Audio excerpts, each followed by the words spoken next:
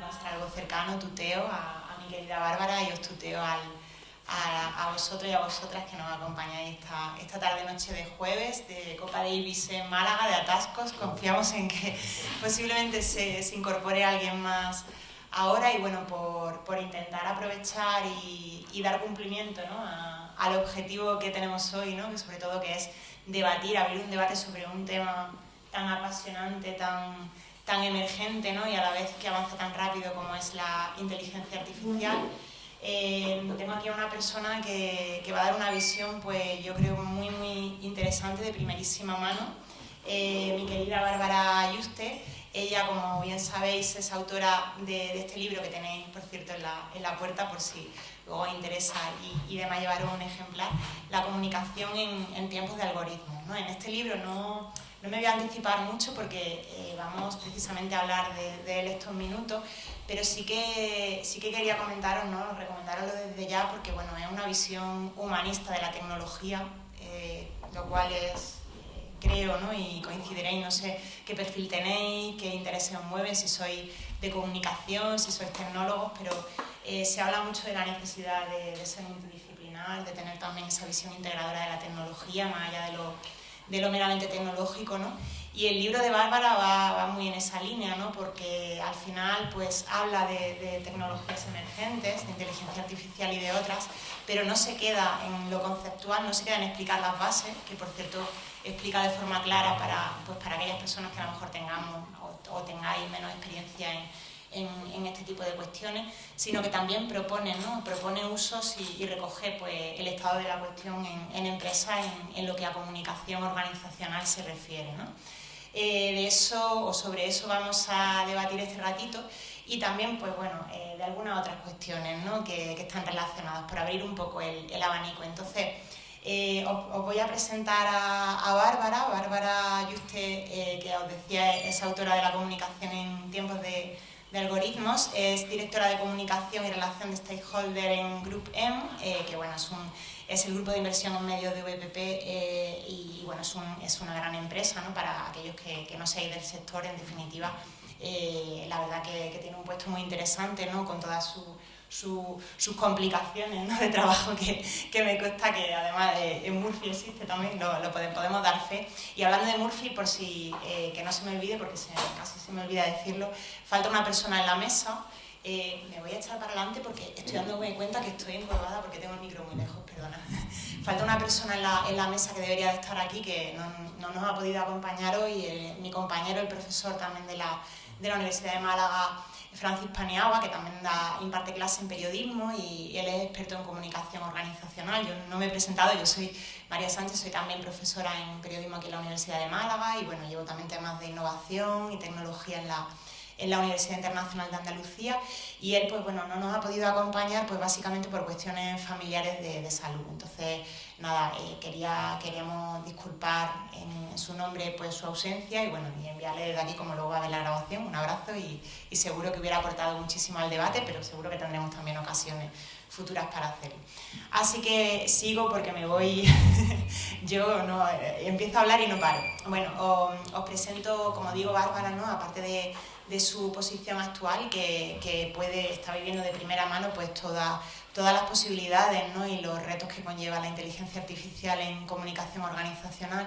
Tiene una larga trayectoria en periodismo y en comunicación organizacional. Ha sido, pues bueno, en el ámbito universitario, ha sido jefa de prensa en la Universidad Camilo José Cela, ha sido también responsable de contenidos digitales del Grupo SEC, directora de comunicación en la Asociación Española de la Economía Digital, ADE Digital, y bueno, lleva muchísimo tiempo. Yo la conocí cuando estaba haciendo mi tesis doctoral, que tiene que ver también con periodismo digital. Hace ya, no había ni redes sociales, solo había blogs, o sea que con eso lo decimos todo, ¿no? Pero lleva mucho tiempo trabajando pues en su etapa también en ABC, en periodismo y en tecnología también, antes que en la comunicación organizacional, ¿no? Y por eso también entenderéis un poquito el porqué de este libro, ¿no? que hoy traemos a presentar.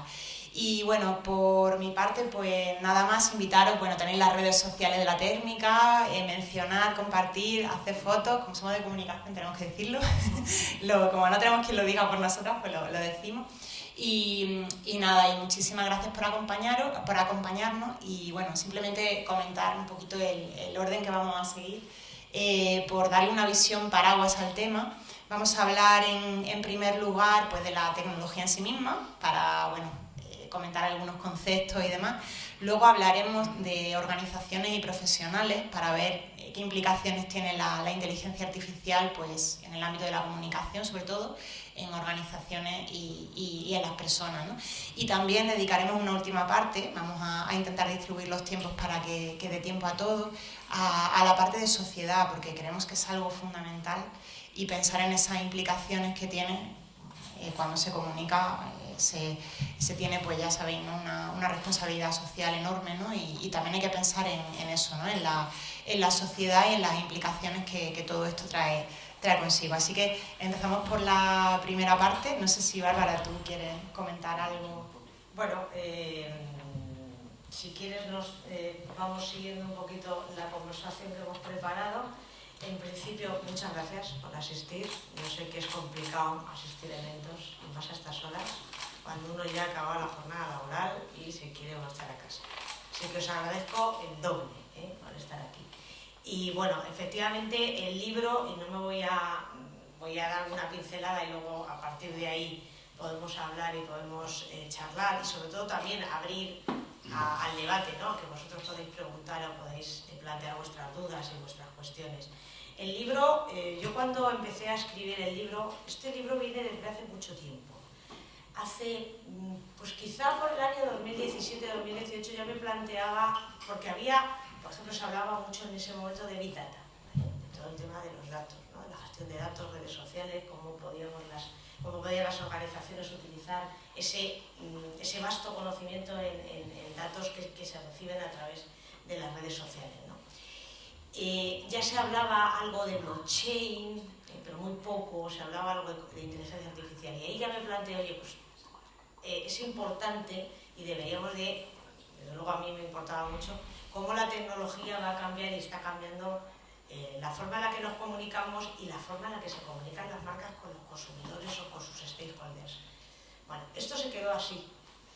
Y vino la pandemia. ¿Os acordáis de la pandemia en el año 2020? Es que yo ya creo que he hecho así un barrido y no... Pero me acuerdo que en ese momento le dije a David, que es mi pareja, además malagueño y un gran apoyo, dije, ¿por qué no recupero esa idea que tenía yo de escribir ese libro? Y bueno, pues me animó mucha gente y claro, como no podíamos hacer otra cosa porque estábamos en casa y no podías salir y socializar, pues qué mejor que uno abstraerse, empezar a investigar y hacer el libro. Y efectivamente, me encontré muchas dificultades porque en aquel momento todavía no se hablaba mucho de inteligencia artificial. Había muy poquitos ejemplos, muy pocas organizaciones y empresas estaban apostando o estaban probando esto de la inteligencia artificial. Muy poco. Había algún caso, por ejemplo, en el año 2020, el Guardian publicó aquel artículo 2019-2020 de ChatGPT, lo que ahora hablamos todo el mundo, y era el primer artículo que se publicaba en un medio, en este caso el de Guardian, que lo había escrito ChatGPT y aparecía que prácticamente era similar al que podía haber escrito un autor, ¿no? Y ya entonces se empezaba a hablar. Luego aparecieron algunos proyectos españoles como Narrativa. Narrativa sigue, además, sigue funcionando muy bien, David Llorente. Estuve hablando con mucha gente, o sea, prácticamente la investigación se redujo a hablar con gente, es decir, con personas que estaban pues haciendo proyectos, estaban emprendiendo. Con esos innovadores, ¿no? Exactamente, y decían, bueno, pues al menos son voces autorizadas, porque al menos saben y están probando esta tecnología. Y así fue como empecé a hilar los capítulos, tenía muy claro, pero luego la organización sabía que teníamos que hablar también de nuevas narrativas, que eso se ha ido quedando lógicamente por el camino, no es que no importe, pero ahora la revolución está en la inteligencia artificial. Y bueno, pues traté de hacer un libro que yo creo, luego después leído, creo que es muy didáctico. Creo que he conseguido utilizar un lenguaje muy sencillo. Gente que no se dedica a la comunicación o a la tecnología y tal, se ha acercado muchas veces y me ha dicho, oye, es que tu libro me da una visión que aunque yo no tengo nada que ver con la comunicación, jolín, me gusta porque lo explicas muy claro, porque vas a to the point, no dar circunloquio, y aterrizar con casos cosas, concretos. Porque no sé si te pasa a ti, no quiero tampoco irme del tema, pero que hay muchísimos eventos de inteligencia artificial, pero no siempre se aterrizan. Claro, porque mucho se habla de inteligencia artificial en genérico, pero cuando lo tratas de aplicar es que es muy difícil encontrar ejemplos. Es curioso, pero ahora hay algo más, ¿vale? Y sobre todo con la llegada de ChatGPT, pues todo se ha revolucionado y ya todo el mundo prueba. Cuando va a escribir algo, lo primero que hace es probarlo en ChatGPT, a ver qué dice la máquina, a ver qué dice tal, y a partir de ahí elaboro. Es decir, ya se va produciendo esas pruebas y esos ejemplos, pero hace unos años desde luego que no había nada. Totalmente. Bueno, ayer estuve, no sé si lo habéis seguido, ¿no? De hecho, hoy seguía el primer congreso andaluz de inteligencia artificial, ¿no? Y bueno, decía Carlos Santana, que sabéis que es divulgador tecnológico y tal, ¿no? Hablaba de la inteligencia artificial en términos de tsunami, ¿no? Decía, es necesario aprender a surfear la ola porque como no aprendamos nos va a pillar, ¿no? Entonces, yo te quería preguntar, relacionándolo un poco con lo que decías, ¿no? De siempre hay innovadores, hay adoptadores tempranos, ¿no? En cualquier ola tecnológica, ¿no? Pero en el caso, de hecho, bueno, hablábamos de la época de los blogs, ¿no? Cuando se decía, ¿no? Pues, si recordáis, ¿no? Nativos, digitales, frente a inmigrantes, ¿no? Por cuestión generacional, luego ya pues se dijo, ¿no? Que eso dejó de tener sentido, que tenía más sentido hablar de visitantes y residentes, pues según hiciéramos parte de nuestra vida o no en la red, ¿no? Y ahora, pues bueno, en el tema de inteligencia artificial resulta que también pues se utilizan su propia terminología, ¿no? La dicotomía pues está entre las personas centauros, no sé si habéis leído sobre esto, me parecía interesante, ¿no? Personas que utilizan la IA pues para algo determinado, es decir, tengo la necesidad concreta y bueno, voy a utilizarla pues para automatizar esta tarea o para hacerle una pregunta o para que me elabore un documento ChatGPT que necesito en este momento, etcétera, ¿no? Y al tiempo pues otras tareas siguen haciéndolas de forma tradicional, ¿no?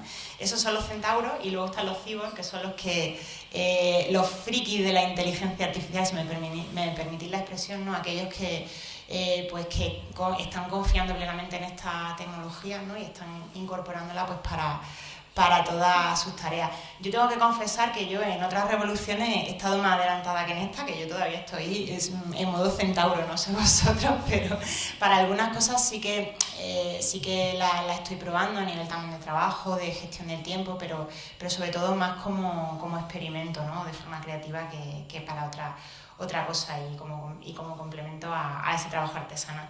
Te quería preguntar precisamente cómo te consideras tú en este sentido, como en la posición que tienes, ¿no? Dentro de tu compañía, dentro de tu trabajo diario y bueno, ¿qué recomendarías, ¿no? a las personas para empezar, ¿no? ¿Cómo explicarías lo esencial, los conceptos base, los tipos de inteligencia artificial y el cómo empezar a incorporarlo? Bueno, yo esta dicotomía me parece muy curiosa, muy curiosa. Un cyborg incluso es aquel que se implanta determinados gadgets para hacer actividades, o sea que va todavía más adelante.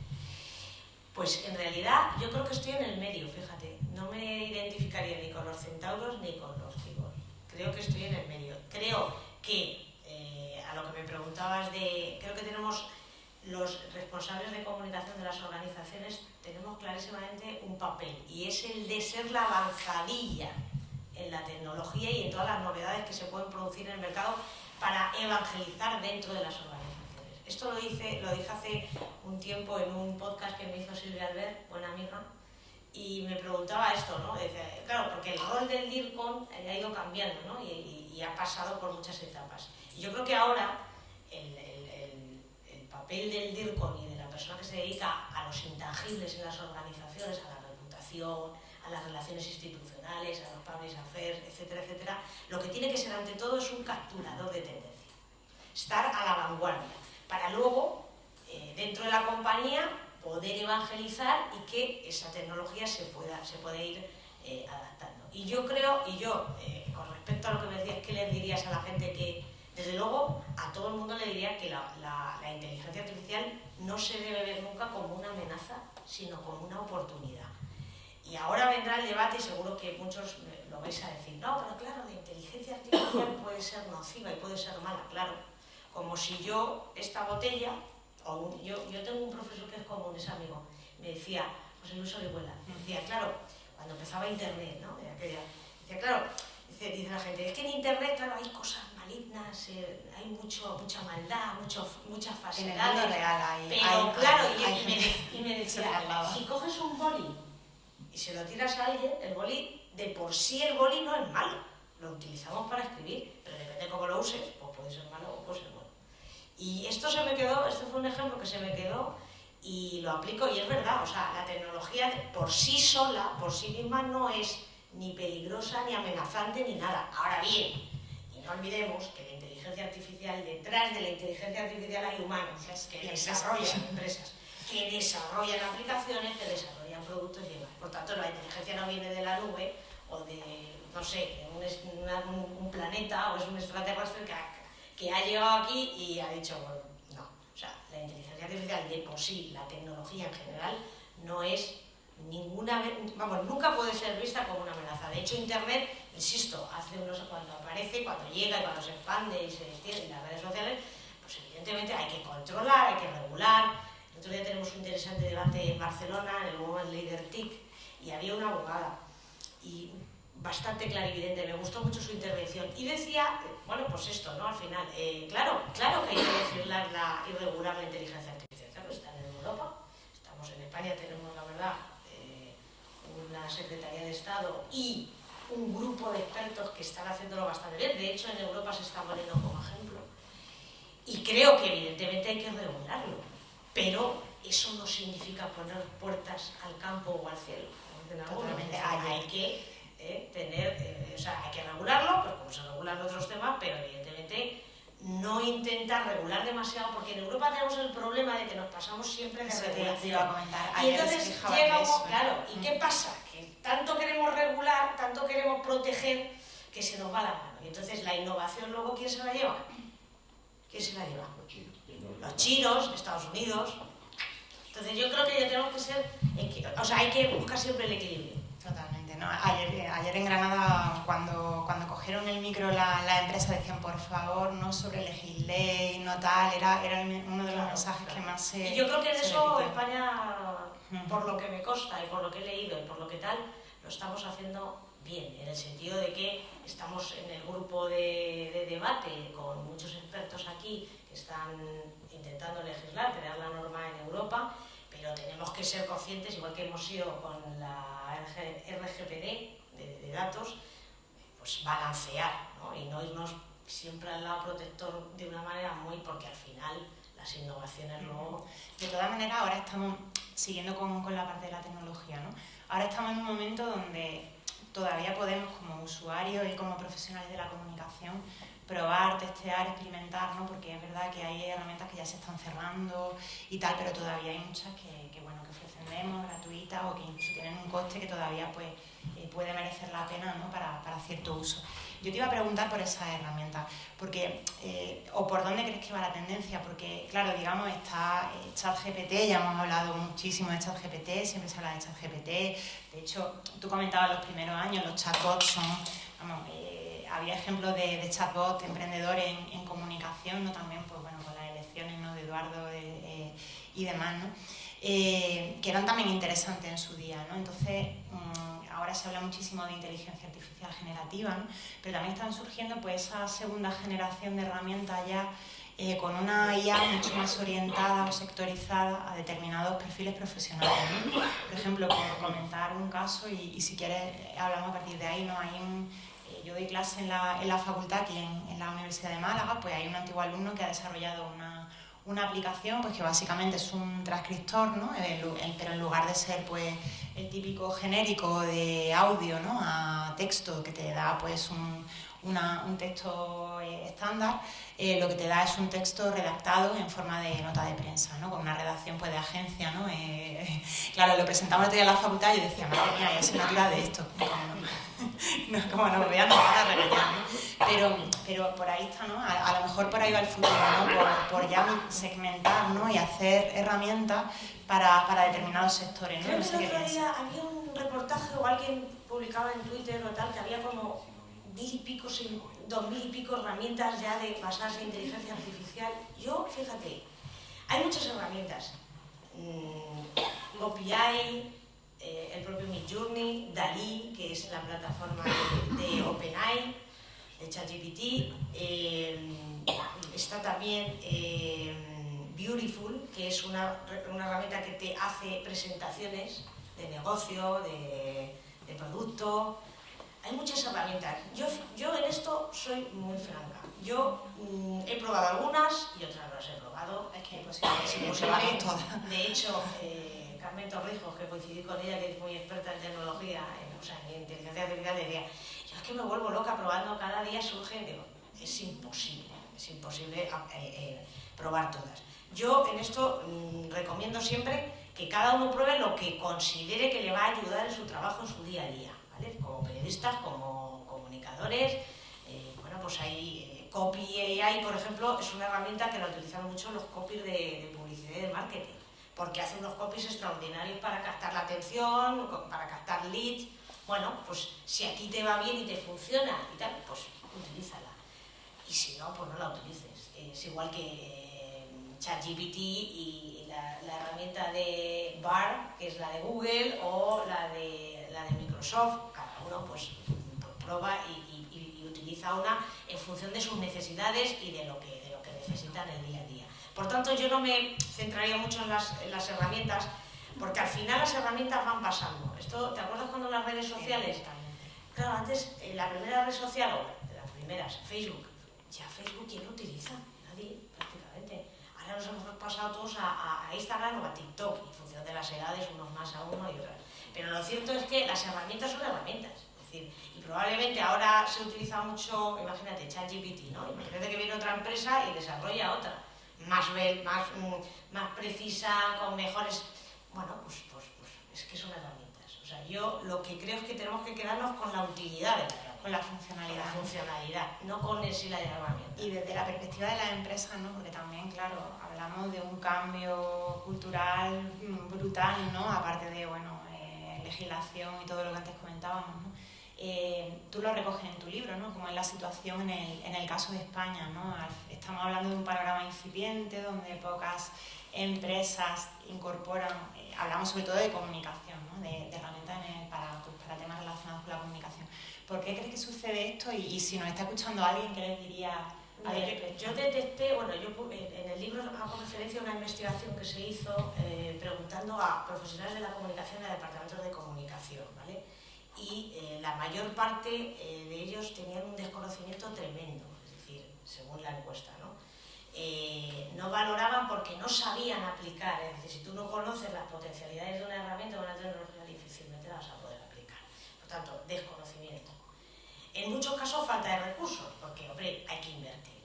Y luego, con el tiempo, en este momento, ya no hablamos del año 2020, es decir, que ya estamos prácticamente, yo lo digo, ¿no? O sea, tengo que actualizar el libro o tengo que hacer algo mucho más versátil porque es que al final va muy rápido.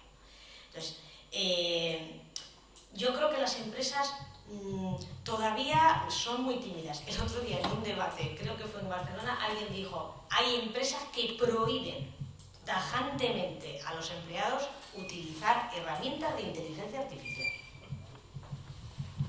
Así. Yo tengo la suerte de trabajar en una empresa que trabajamos todos los días con inteligencia artificial. El sector de la publicidad y el marketing va mucho más avanzado que el de la comunicación en general. También te digo que hay casos que no. Y por ejemplo, en el entorno jurídico, el otro día publicaba en LinkedIn una reflexión sobre, que ahora hablaremos, de los perfiles que se van a caer, se va a prescindir de ellos por propia naturaleza de lo que es la tecnología y de lo que permite la tecnología, ¿no?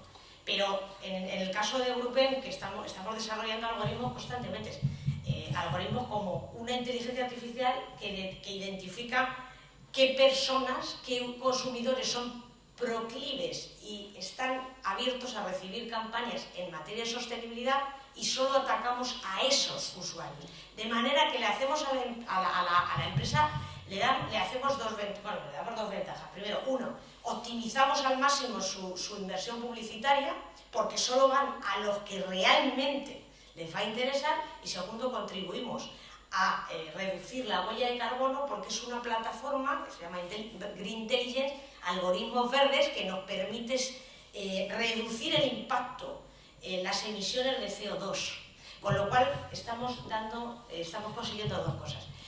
Y en el ámbito de la publicidad, la verdad es que yo estoy viendo cosas bastante potentes. En el ámbito de la comunicación corporativa no estoy viendo nada.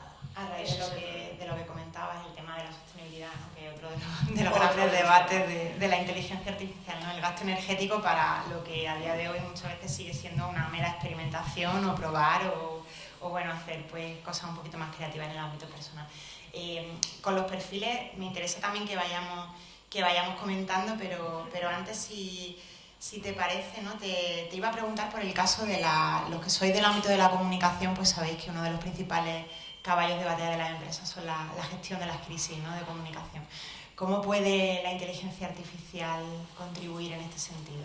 También lo explicas en tu libro, ¿no? Pues la inteligencia artificial puede, cuando se produce una crisis reputacional, bueno, primero yo diría que lo que hay que hacer es evitar que se produzca la crisis.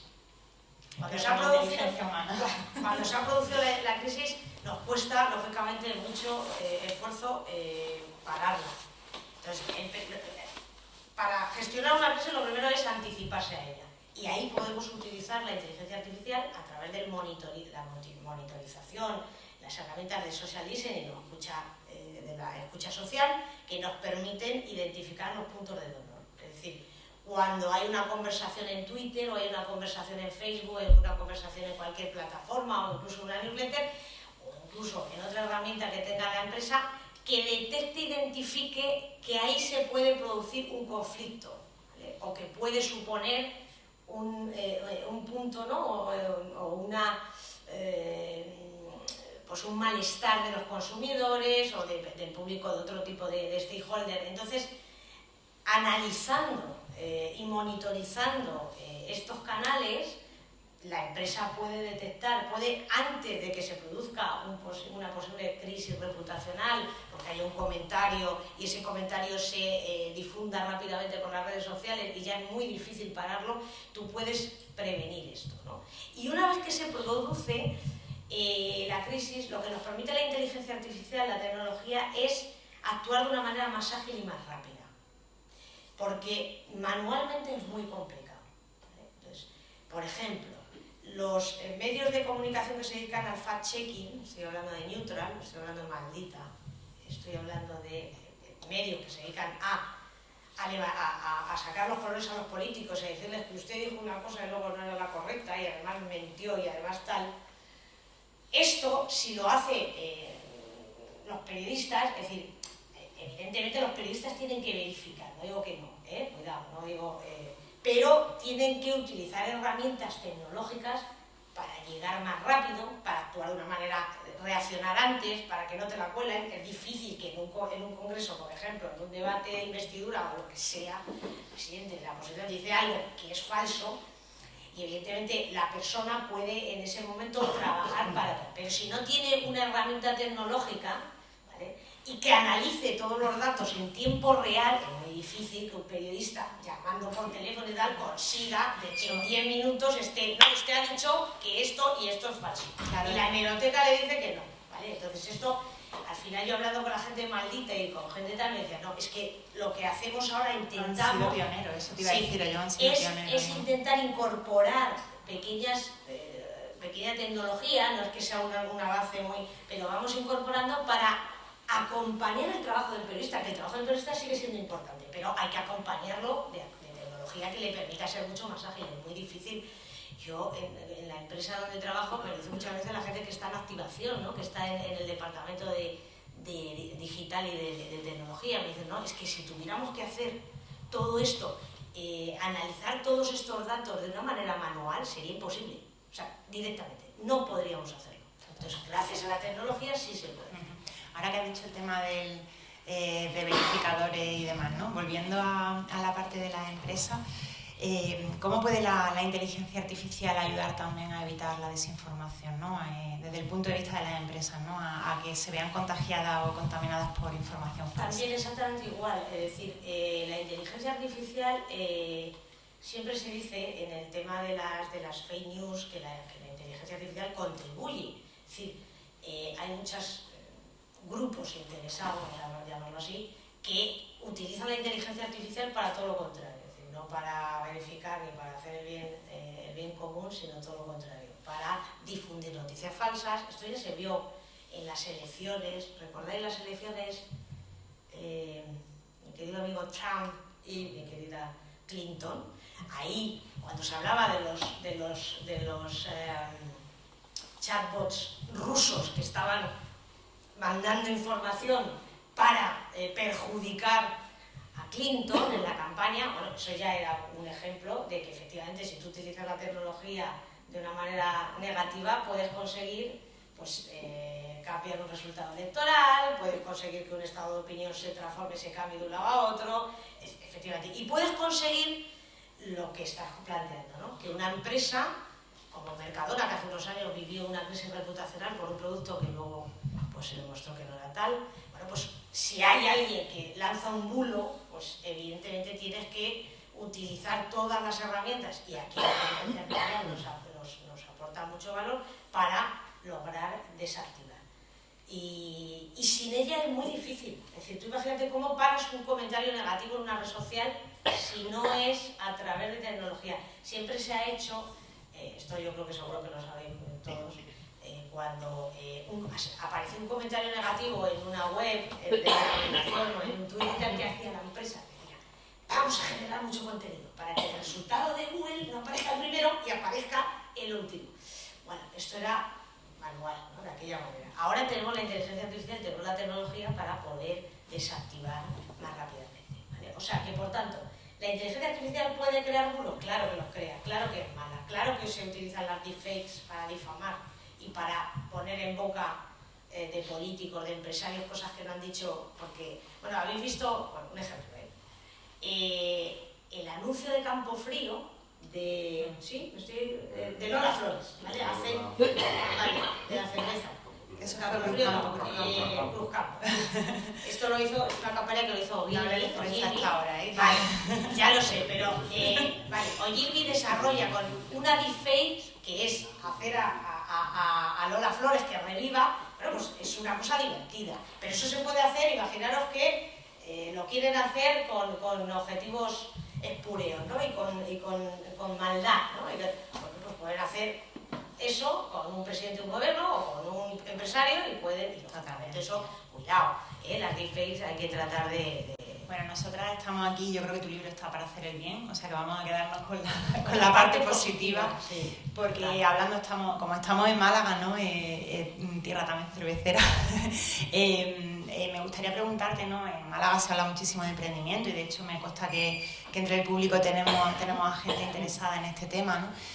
Por las posibilidades de emprender relacionándolo con comunicación en tema de IA, ¿no? Si ves nuevos nichos interesantes, antes comentábamos el tema de los chatbots, de hecho, uno de los primeros, de los ejemplos que al menos yo siempre pongo en mis clases, Politibot, que fue precisamente un ejemplo pionero, un proyecto emprendedor apoyado por Google News, ¿no? Periodístico, ¿no? Entonces, bueno, ¿qué oportunidades ves, ¿no? Tanto herramientas, pues, focalizadas a la comunicación o incluso creación de equipos multidisciplinares, ¿no? Donde la comunicación tenga su... Yo creo que la innovación, María, yo creo que la inteligencia artificial, el mundo del emprendimiento puede tener la inteligencia artificial como ha tenido en otras fases de la revolución tecnológica la opción de poder emprender. Tú ponías el caso de Politico. Yo en el libro hablo de una empresa que me vais a permitir que no me voy a acordar, porque tengo a veces la memoria de un pez, como dicen por aquí, que creo que se llama Chocolate Bot o Bot Chocolate, algo así, Chatbot Chocolate. Bueno, esto es una empresa emprendedora que ha lanzado muchos chatbots de inteligencia artificial y es un proyecto emprendedor. Es decir, y yo creo que en este ámbito el emprendimiento puede tener una oportunidad muy importante, ¿eh? Porque es verdad que todos los desarrollos tecnológicos más importantes, ahí tenemos el caso de Microsoft, que ha desarrollado inteligencia artificial y que ha utilizado, bueno, de hecho ha incorporado todo lo que es OpenAI y todo lo que es a todas las herramientas de Microsoft, de Office, de PPT, todo esto, ¿no? Pero yo creo que los emprendedores pueden tener una oportunidad de plantear cosas ahora aparentemente sencillas, pero que en el futuro pueden tener desarrollos importantes. O sea que yo creo que, al igual que otras tecnologías o que otras... De hecho, el mundo emprendedor siempre se ha dicho, claro, es que los emprendedores siempre son emprendedores tecnológicos, no hay emprendedores sociales, no hay emprendedores... Bueno, yo creo que esto ya ha cambiado, al principio sí que era así, pero creo que ahora ha cambiado y hay muchos proyectos de emprendedores sociales muy interesantes. Y aquí me consta que en este lugar, en la térmica, hay proyectos sociales muy interesantes. Y la pregunta del millón, ¿es la inteligencia artificial a día de hoy una tecnología asequible para emprendedores? Sí y no. Es decir, yo creo que hay cosas que a las que no se puede llegar. Por eso decía antes que por qué las empresas tienen dificultades, primero, por desconocimiento de lo que decía antes, porque negar el uso de la tecnología cuando es eficiente, hay muchas empresas que se niegan, ya te digo, que no dejan que se usen estas herramientas en el trabajo. A mí me parece que es un poco demasiado, no sé, creo que hay cosas que pueden ser útiles en el día a día y desde luego en una empresa y en un departamento de comunicación lo que no es lógico es que se hagan reportes a mano. Esto es del Pleistoceno. No se pueden... Está abriendo un melón y lo sabe. Claro, es que no se pueden hacer las cosas a mano. Claro. Entonces, porque además... El tema de competencia, ¿no? Y esto es un tema que también se plantea. La persona que se dedica a la comunicación o a los intangibles de una compañía tiene que estar en la estrategia y nunca en la táctica, desde mi punto de vista. Otra cosa que haya equipo que se dedique más a la táctica, pero para eso hay estas herramientas que perfectamente las pueden hacer las máquinas. O sea, las tareas que decimos, que hay tareas, lo has dicho antes, transcriptores, ¿no? ¿Cuántas entrevistas me ha tocado a mí en mi época en ABC escuchármelas? Una hora de entrevistas, ¿sabéis lo que es eso? Y a ver, y tal. Y ahora lo pones en una aplicación de inteligencia artificial y te transcribe la entrevista. Oiga, pues mira qué decir, pero prefiero esto y dedicarme a otras cosas que aportan más valor que estar escuchando una hora. Claro, decía, ya estamos superando un poco el debate, ¿no? De profesiones que van a desaparecer y todo eso, ¿no? Pero sí que me parece muy significativa la frase de otra vez CEO de OpenAI, ¿no? Que decía que... Bueno, la han dicho y la vuelta a contratar. Eso es otro tema que además expulsaron y ahora la vuelta a contratar. Es un poco como Steve Jobs, segunda parte, ¿no? Pero bueno, él decía, ¿no? Que verdaderamente lo que iba a dejar de tener sentido, ¿no? Iba a perder, ¿no? Valor en el mercado el precio hora de los trabajadores que trabajaban sentados, ¿no? O algo así era la frase que puso en un tuit, ¿no? Que va un poco en la línea de lo que tú dices, ¿no? De la táctica, ¿no? Lo que se puede automatizar y tal, ¿no? En ese sentido. Bueno, yo el otro día en Barcelona lo dije también y lo mantengo, lo he hecho en LinkedIn y puede haber gente que se sienta, pues, que se sienta o que plantee que diga soy una radical, pero creo que los juniors y los becarios tienen las horas contadas. Y tengo clarísimo que en determinadas profesiones, como los abogados, o sea, como los despachos de abogados, el otro día en el Confidencial se recogió una información en este sentido. El junior y el becario desaparecerá en la medida en que le sigamos dando las tareas que no queremos hacer. Es decir, la tarea que no aporta valor, es decir, yo darle a un becario que recógeme y monitorízame esto, o hazme un reporte de esto, cuando lo puedo hacer con inteligencia artificial de una manera rápida, mucho más efectiva, más precisa, ¿para qué quiero al becario y para qué quiero al ingeniero? ¿Cuál es la solución? Clarísimo, hay que reorientar esos perfiles y darles lo que realmente, es decir, que hagan el trabajo que tienen que hacer, que es aprender, que es aportar a los equipos, en definitiva, es decir, tareas en las que aporten valor. Ya sabemos que un becario está para aprender, pero es que al final el becario no está para aprender en la mayor parte de las empresas, está para llevar prácticamente los papeles a la impresora. Eso no se puede, no puede. No, claro, ese perfil de becarios y de juniors van a desaparecer clarísimamente. ¿Qué aporta? ¿Qué valor aporta? Y hablando de aprender, ¿qué papel tenemos en la universidad en la formación de los profesionales respecto a la inteligencia artificial? Y yo creo que no solo en la universidad, te hago dos preguntas en uno, si me permite. ¿Qué recursos en abierto, si conoce alguna guía, algún recurso interesante en abierto que nos recomiendes también? Bueno, yo creo que ahora hay muchísimos cursos, seminarios de inteligencia artificial gratuitos. No recuerdo ahora, si queréis alguno luego a través de las redes podemos comunicarnos y os propongo, vamos, os planteo y os paso algún site. Pero hay muchísima formación en inteligencia artificial. Es verdad que es una formación más, quizá diríamos más generalista y no tan específica, pero hay bastante. Y luego, a nivel de lo que pueden hacer las universidades, por supuesto las universidades lo que tienen es que potenciar el uso de estas herramientas y no al contrario. Inhibir a los alumnos de que las utilicen. Ahora bien, vamos a tener un problema, yo soy profesora también, con el tema de si este trabajo que ha firmado fulanito de copas se lo ha hecho ChatGPT o lo ha hecho él.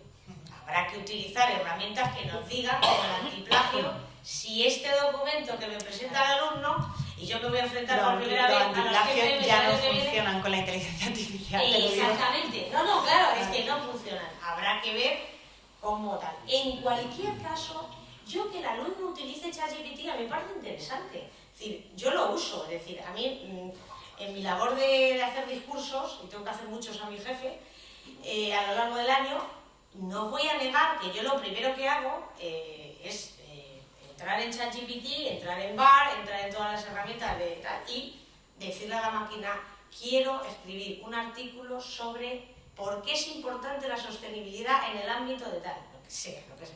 Y ese primer borrador, a mí me parece un paso absolutamente, vamos, maravilloso. O sea, maravilloso, porque no te tienes que enfrentar al folio en blanco. Es decir, imagínense lo que es crear contenido, discursos y tal. Muchas veces yo ya me quedo sin palabras, digo, ¿y cómo lo enfoco? ¿Y de qué manera? Bueno, pues voy a ChatGPT y le pregunto. Y, bueno, o hazme un... Bueno, tú lo has hecho la prueba. Yo debo de confesar que esto lo preparé. Dije, bueno, tengo que presentar un libro sobre inteligencia artificial, ¿qué me recomienda? Y empezamos un poco por ahí. Y la verdad que, bueno, la idea, ¿no?, de estructurarlo así un poco y tal, me lo dio la máquina. Porque si hay algo, ¿no?, a lo mejor para lo que funciona muy bien, no es para hacerte esos esquemas de los que ya luego tú puedes tirar de tu conocimiento, buscar referencias, buscar fuentes, ¿no? Pero para hacerte esos esquemas, esa primera fase yo coincido contigo. Para hacer un vídeo, un guión de un vídeo, de TikTok, por ejemplo, hay muchos ejemplos en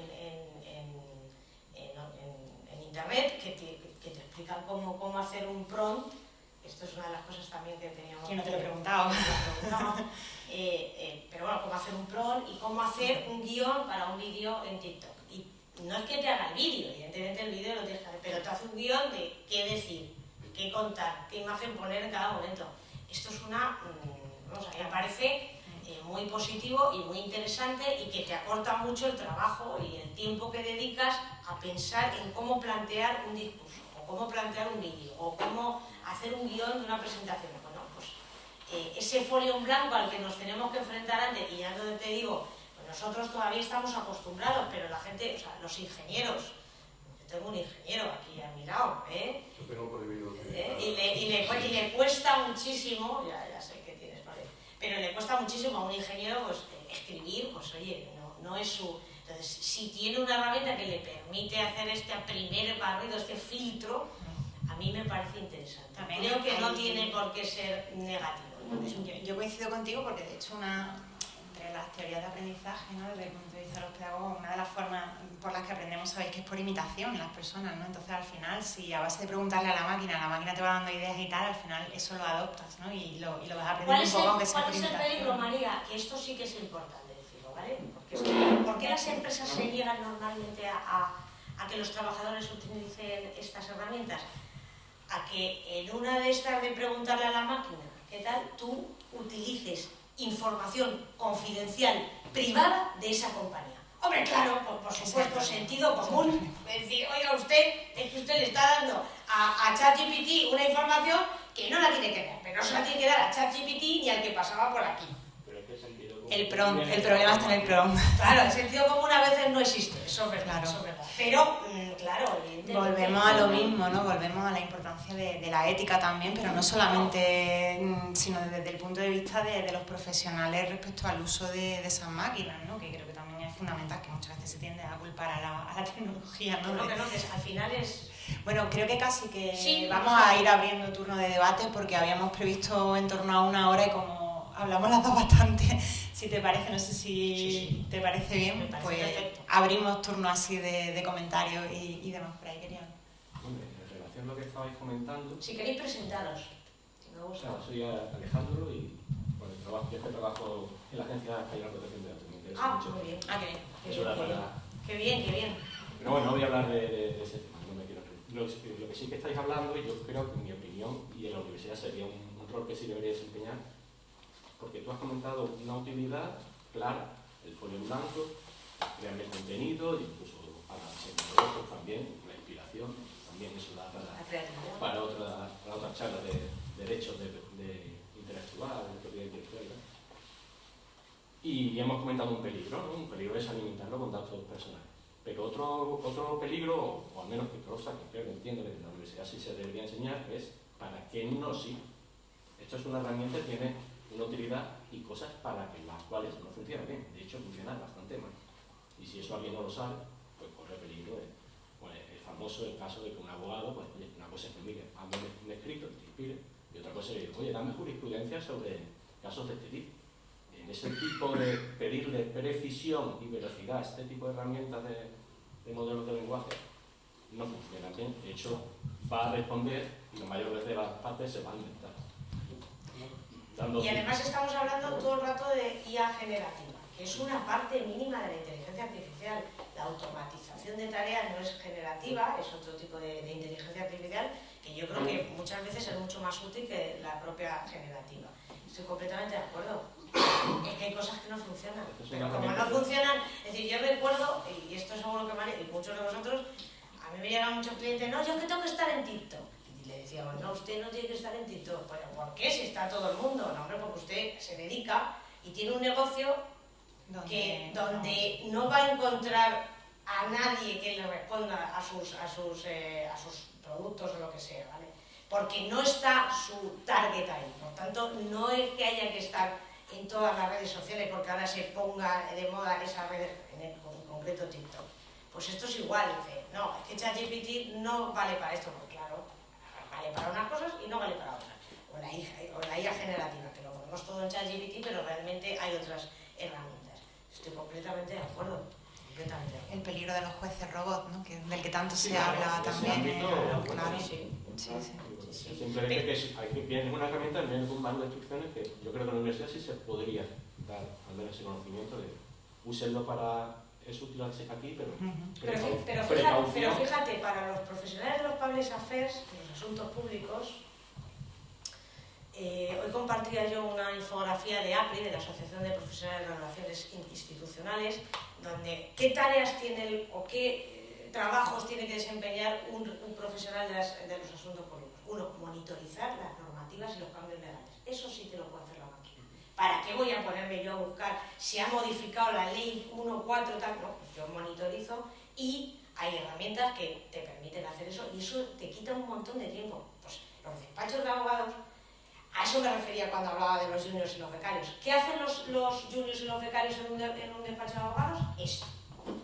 A ver qué ley ha cambiado, a ver dónde está el párrafo. Eso lo puede hacer perfectamente una máquina. Mucho más rápido, más veloz y más preciso. Totalmente. Bueno, más preguntas. He hablado de ti, no sé si estaba ya aquí en la sala o no. Bueno, pues él es el antiguo alumno que ha desarrollado una aplicación que os comentaba antes. Aquí lo tenéis, pues si luego le queréis preguntar, cuando quiera. Muchas gracias, María. Yo soy periodista sobre todo y bueno, estoy súper a favor a tope con la automatización de contenido y demás, me interesa muchísimo. Pero sí que es verdad que empiezo a sentir cuando veo textos generados por inteligencia artificial, ilustraciones y demás, que ya casi un poco puedo identificar que ha sido eso con inteligencia artificial. ¿Sabes? Ahí, no sé si a base de consumirlo mucho, pero hay un toquecito todavía que tal. Pero no sé si pensáis que puede llegar a producirse cierto rechazo hacia el contenido, hacia las comunicaciones que se lleguen a percibir como creadas por inteligencia artificial, o antes de que llegue a ese punto la sociedad seguramente ya haya una herramienta más potente todavía que cree unos textos o unas ilustraciones o un contenido más humanizado en ese sentido. Pues probablemente se vaya desarrollando y obtengamos un contenido y una ilustración mucho más mejor, ¿no? de la que ahora podemos recibir a través de plataformas como Midjourney, como Dalí, que sí que son, al final te das cuenta y percibes que hay cierta creación por parte de la máquina. Yo creo que esto evolucionará. De hecho, la versión última de ChatGPT, que es de pago, y que por tanto no todo el mundo tiene acceso a ella, si no pagas no la tienes, lógicamente, está mucho más avanzada, no tiene nada que ver, nada, con la versión gratuita y con las primeras versiones de ChatGPT. Y yo creo que esto es una evolución, pero es una evolución como ha ocurrido en Internet, en las aplicaciones y en las redes sociales. Insisto, es que todavía recuerdo MSN. O sea, claro, vosotros sois muy jóvenes, algunos, otros no. Otros seguro que os acordáis de MSN y de otros gigantes que cayeron en la época de... Porque ahora que todos hablamos de Google, Google hace unos años no existía. Y vimos cómo caía Lycos, una empresa que estaba absolutamente consolidada en el mercado, que todo el mundo la usábamos y de repente desaparece, viene el gran Google y ya todo el mundo... Seguramente que esto va a evolucionar y que se va a ir mejorando y perfeccionando. Yo creo, Demo, que no... Es una opinión personal, pero no sé cómo explicarlo, ¿no? Pero que va a pasar un poco como pasa a día de hoy con los bancos de imágenes digitales, ¿no? Por hacer un símil. Es decir, si tú vas a un medio, si hay una imagen que es de un banco digital, la clásica de un banco digital canta a banco digital. Sabes que no es una imagen del medio, que no es una imagen de archivo, entre otras cosas porque tiene mayor calidad técnica, porque está como más pulido todo, ¿no? Las imágenes todavía de archivo pues suelen ser de un medio, suelen ser más artesanales. El ojo humano lo detecta. No lo rechaza, nos hemos acostumbrado tanto ya a ese tipo de imágenes que a lo mejor no lo rechaza, dependiendo de para el uso, en el caso del periodismo y la comunicación, que hagamos de esas imágenes, yo creo que puede ser válido. Ahora, si lo que se pretende es lanzar un tema como propio, como tal, claro, ahí también creo que deberíamos de seguir haciendo de manera artesanal los contenidos visuales, aunque tengamos la posibilidad de auxiliarnos o de utilizar un complemento. Yo doy la asignatura de tipografía y claro, mis alumnos utilizan FreePic y utilizan, claro que sí, y cuando yo hacía infografía, digo, ahora lo tenéis mucho más fácil, pero tienen que saber integrarlo a un diseño personalizado y a un tal, ¿no? Entonces un poco yo creo que el futuro va por ahí. Si los creadores de contenido son capaces de apropiarse y de también, hablando del prompt, ¿no? De darle unas instrucciones para que el resultado sea coherente al contexto, a lo que se está comunicando, yo no creo que al consumidor choque. Fíjate si es importante lo de la generación de prompts, que un perfil profesional que se está demandando y que se demandará mucho es el desarrollador de prompts. Es decir, vamos a asistir en los próximos años al surgimiento de muchos perfiles profesionales que hoy no existen directamente. Hoy no existen o están empezando a matar. Y por tanto, yo creo que esto demuestra que esto va en serio. Es decir, fijaros, yo siempre hago esta reflexión. En el año 2022 se hablaba mucho de metaverso. ¿Os acordáis del metaverso? Que ahora me dice mucha gente, dice, bueno, la inteligencia artificial va a ser lo mismo que el metaverso. Digo, no. ¿Y sabéis por qué no va a ser lo mismo? Porque el metaverso tenía muchas barreras de entrada. Tú necesitabas cacharro, ponerte un montón de cosas, tener dinero para invertir. La inteligencia artificial está a nuestras manos. Y esa es la diferencia. Por eso se está expandiendo tanto la inteligencia artificial y el metaverso quedó ahí para unos frikis y para gente que tuviera la opción de comprarse no sé cuántos cacharros para poder acceder al metaverso y etc. Por tanto, no es lo mismo. Creo que estamos en una revolución absolutamente sin precedentes, solo con un precedente, el móvil. El móvil. se podría asimilar a lo que estamos viendo, ¿no? El móvil nos cambió la vida, ¿sí o no? ¿Quién pensaba que nos iban a localizar tan rápido, que podíamos hablar con tal, que podíamos hacer tal? ¿Quién pensaba? Yo me pongo el ejemplo, mi jefe, y eso es muy interesante. Hace muchos años se hablaba de las videoconferencias. ¿Cuándo se extendió el uso de las videoconferencias? Con la pandemia. Antes de la pandemia nadie usaba la videoconferencia. Es decir, es más, había muchas... una videoconferencia que te van a ver que estás con la bata de guatiné y que estás con los pelos así. ¿Qué es eso de la videoconferencia? Mi jefe pone el ejemplo mucho y me hace mucha gracia. Y yo tengo la virtud o la desgracia de coger los ejemplos de otros. Me parece que es interesante. Y esto es así. Y en el caso de la inteligencia artificial es que está pasando, es una revolución como la del móvil. O sea, yo siempre digo, la del móvil, la de internet, no el metaverso. No, por supuesto que no. No las redes sociales, tampoco es tan importante la revolución de las... También anda por ahí. También anda por ahí, y blockchain también se quedó, pero porque son tecnologías que tienen muchas barreras de entrada, que no todo el mundo se puede permitir, pero hoy en día todo el mundo puede acceder a ChatGPT. A la versión gratuita. ¿Que quieres la de pago? Pues también, pero puede entrar todo el mundo. No necesitas una tecnología en casa, unas gafas, unos archivos y tal. No necesitas nada, solo acceder a OpenAI, ChatGPT, y tienes acceso a la máquina. Por tanto, claro, pues es otro. Estamos hablando de otra revolución totalmente diferente. Hola, gracias por venir. Bueno, mi nombre es Andrés y trabajo en el sector tecnológico. La pregunta no va a ir por ahí, va a ir enfocada. Hablando de empresa e imagen en nuevas tecnologías, la mayor empresa la mayor empresa que tenemos en España realmente es el Estado. Muchas veces el Estado se habla de empresa. Y en cuanto a tecnología, muchas veces el ciudadano medio percibe que el Estado y la tecnología no se llevan bien. La razón es que en 2023 todavía sacarse el certificado electrónico es poco menos que una odisea, ¿no? ¿Creéis que el avance tan imponente de la inteligencia artificial en cuestión de 4 o 5 años, el punto en el que nos encontramos, va a hacer que el ciudadano se desvincule más aún del Estado o del Estado, pero de la administración pública, y sienta un descontento aún mayor viendo que hay empresas que hacen cosas que parecen magia, mientras que el Estado tiene 17 formas distintas de gestionar la salud, o 4 formas distintas de identificarte como ciudadano? O simplemente lo veremos como... Ha abierto el melón, Andrés. No, que nadie tiene una bolita mágica. Ya que trabajo en lo público, ha abierto el melón. Sí, pero también te digo que yo creo que estoy convencida de que se irá avanzando, no a la velocidad que avanza la tal. Pero esto pasa igual con la legislación. La legislación siempre avanza por detrás del avance tecnológico, del avance social, del avance empresarial. Es decir, aparece algo y rápidamente decimos, hay que legislarlo, ¿no? Y entonces la legislación va por detrás. Y el Estado, la administración pública, exactamente igual. ¿Cuál es la única administración que, bueno, diríamos que está medio digitalizada? No te digo que tampoco esté al 100%, pero vamos a decir medio digitalizada. Solo hay una. Hacienda tributaria. Ni justicia, ni educación, ni sanidad.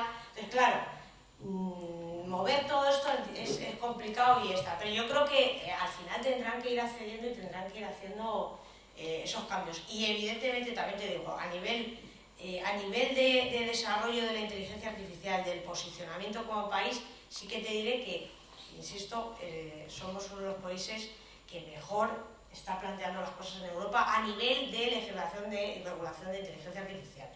Veremos a ver qué sale, qué norma nos trae de Europa, pero esperemos que no sea demasiado escorada a la superprotección. Cuesta mucho. Yo, como anécdota, ¿no? Se me ocurrió la idea de decir, bueno, vamos a proponer un curso de inteligencia artificial aplicado a la universidad donde trabajo, ¿no? De formación de personal.